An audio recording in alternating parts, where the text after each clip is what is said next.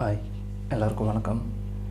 இந்த கொஞ்ச நாளாகவே பார்த்திங்கன்னா இந்த டிவிகேலேருந்து திமுகவில் இணைந்தார்கள்னு சொல்லிட்டு ஒரு நிறைய நியூஸு யூடியூப்பு எல்லாத்தையும் நம்ம பார்த்துருப்போம். பட் யார் இவங்க அப்படின்னு பார்க்கும்போது தான் தெரியுது, ஆல்ரெடி ஓபியில் இருந்தவங்க தான். சும்மா எப்போ பண்ணுவாங்க இல்லையா, அதே கான்செப்ட் தான். டிவிகேல இருந்த மாதிரி இருந்து அப்படியே திருப்பி டிஎம்கேலேயே போகிற மாதிரி. ஸோ அவங்க தான் அது எல்லாமே தெரியும். அதையும் தாண்டி இந்த கரகாட்டம் அந்த கோஷ்டிலாம் இருக்கும் இல்லையா, அவங்க கூட டான்ஸ் ஆனவனா இருக்கும் அதில். ஸோ டிஎம்கேன்னு பக்காவாக தெரியுது. நீ என்ன ஸ்கிரிப்ட் பண்ணாலும் சரி, யாரும் நம்ப போகிறதில்ல. ஸோ வேஸ்ட்டாக எதுக்கு இந்த பேப்பர் கேட்குறது, இந்த ஃபோட்டோவை கசக்கி போடுறது, அப்புறம் இந்த சர்டிஃபிகேட்டில் கேட்குறது. ஸோ அப்படியே ரியாலிட்டியாக பண்ணுறாங்களாம்மா. அவ்வளோ பேக்கானாங்களாம் கேட்குறோம். ஆல்ரெடி இது மாதிரி நிறைய பண்ணி பார்த்தாச்சு. இதுனா புதுசாக நான் யோசிங்கப்பா, புதுசாக யோசிச்சா தான் நான் ஓகே அப்படின்னு தோணும். அதே சேம் கான்செப்ட் சப்பியாக முடிஞ்சு போச்சு. ஸோ விச்சுவல் வாரிஸ் கிட்ட போய் இதெல்லாம் வச்சுக்கலாமா? நீ ஒன்று செய்கிற, நீ ஒழுங்காக இருந்தாவே சரின்னு விட்டுருவோம். நீ இது மாதிரிலாம் கோஷ்டி வரலாம் பண்ணினா நீ என்னென்ன பண்ணான்றதெல்லாம் எடுத்து அதை ரெஃபரன்ஸாக வச்சு காட்டுவாங்க. அதுதான் நாங்கள். ஸோ அதனால் இது மாதிரி சில்லியெல்லாம் யோசிக்காதீங்க, பெருசாக யோசிங்க. சும்மா ஒரு 5 பேர் டிவிகளிலிருந்து இணைந்தார்கள், போனார்கள், வந்தார்கள், என்னத்துக்கு இதெல்லாம்? எப்படியும் நம்ப போகிறதில்லை, அதை நம்புற மாதிரியும் இல்லை. எல்லாருக்குமே தெரியும் நீ டிஎம்கே ஆளுன்னு. அப்புறம் எதுக்கு டிவிக்கில் இருக்க மாதிரி காட்டிட்டு அதாவது அந்த டிவிக்கிலேருந்து பார்த்தீங்கன்னா அவங்க கட்சியிலேருந்து எல்லாருமே எங்ககிட்ட வராங்கன்றது மாதிரி காட்டுறீங்க. ஒரு பொறுப்பும் வரல, அதான் பிச்சு மேய்ஞ்சுங்கிறாங்களே.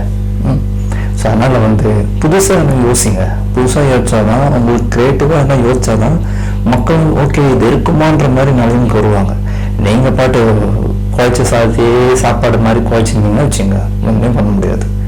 ஏன்னா பக்காவாக தெரியுது நீ என்ன பண்ண, அந்த டான்ஸில் என்னென்ன பண்ணன்றது எல்லாருக்குமே தெரியும். உங்கள் ஃபேஸ் வர ஜூம் பண்ணி காட்டுறோம். இதுக்கு மேலே உங்களுக்கு தேவையா? டிஎம்கே பேனர்லாம் நீ இருந்துருங்க, அந்த கட்சியில் இருந்துருங்க. டான்ஸ் ஆடும்போது என்னென்ன பண்ண வேலைகள்ன்றது தெரியும். அவ்வளோ தெரிஞ்சும் டிவிகே விச்சுவல் வாரிசுன்னு முட்டாளா? டிவிகே விச்சுவல் வாரிசுனா என்ன நினச்சி நீ? உங்களோட ஜாதகத்தை எடுத்து காட்டுவாங்க.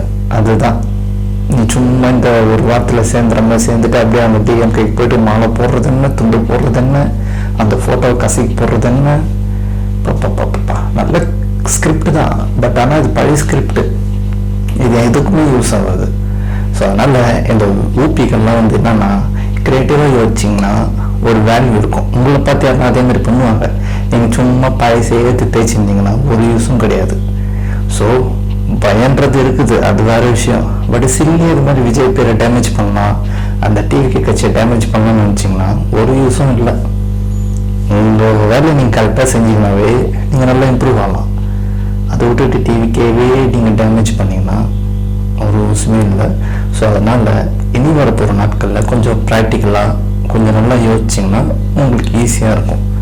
சும்மா இதே பண்ணிங்கன்னா சப்பையாக முடிஞ்சிடும். அதாவது இன்ஸ்டாலாம் போட்டு கீன்னு கீச்சிட்ருக்காங்க.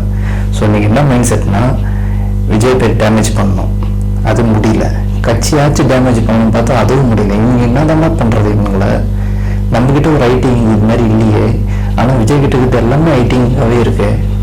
எப்படி தான் இதை டேமேஜ் பண்ணுறது? நம்ம எது பண்ணாலும் பொய்ன்னு கண்டுபிடிச்சிடுறாங்களே, எப்படி சமாளிக்கலாம்னு யோசிக்கிறீங்க? ஒரு பொறுப்பும் ஆகாது. ஏன்னா இருக்கிற கூட்டம் அப்படி, இருக்கிற லீடர் அப்படி. ஸோ அதனால் சும்மா இதெல்லாம் பண்ணுறது ஒன்றுத்துக்கும் நாளைக்கு இல்லாத ஒரு விஷயம். ஸோ இதுக்கும் மேலே நீங்கள் அது மாதிரி பண்ணீங்கன்னா இன்னும் எடுத்து போடுவாங்க. இது சும்மா சாம்பிள் தான், இதெல்லாம் இன்னும் அதிகமாக இருக்குது. இன்னொரு சைடு பார்த்தீங்கன்னா உதயநிதி அவர்கள் துணை முதலமைச்சர், அவர் ஒரு பக்கம் அது என்னது அறிவு விழா, புத்தக கண்காட்சி விழா, இதெல்லாம் விழான்ற பேரில் டிவிக்கு மட்டும்தான் அவர் தாக்குறதுன்றது விஜயமா சொன்னது தான்.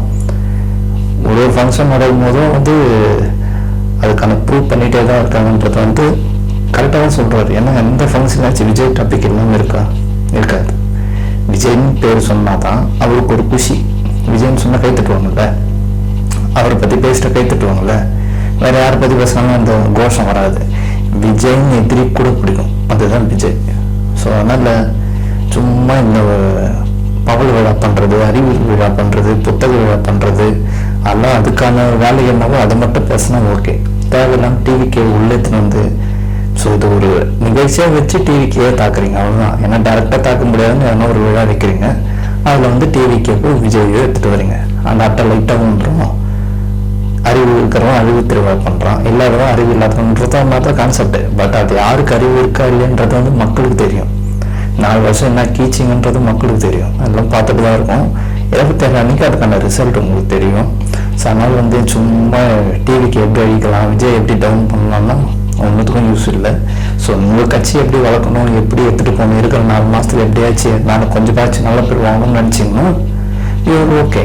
சும்மா அதை விட்டுட்டு சின்ன பிள்ளைத்தனமாக இது மாதிரி டிவிக்கேலேருந்து திமுகவில் இணைந்தார்கள் அப்படின்னு போகிறதெல்லாம் வந்து வாய்ப்பு இல்லை இதுக்கெலாம்.